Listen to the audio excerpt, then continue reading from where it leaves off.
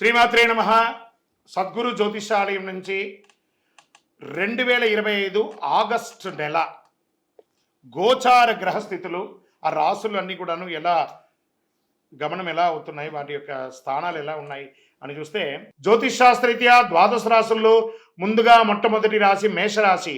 ఆర్థికపరమైన విషయాల్లో ప్రత్యేక శ్రద్ధ వహించాలి, ఖర్చులు కూడా నియంత్రించాలి. ఆర్థిక వ్యక్తిగత సమస్యలు తగ్గుముఖం పడుతుంది.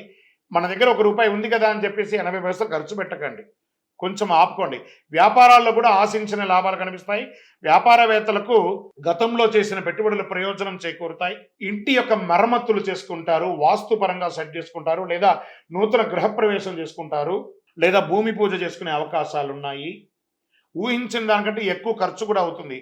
ఇంటి పనిలో డబ్బుకి కాస్త కొంచెం ఇబ్బంది పడే అవకాశాలు కూడా ఉన్నాయి. నెల మధ్య భాగంలో సోదరులతో తల్లిదండ్రుల మధ్య ఏదైనా సమస్యలు విభేదాలు రావచ్చు, జాగ్రత్త పడండి.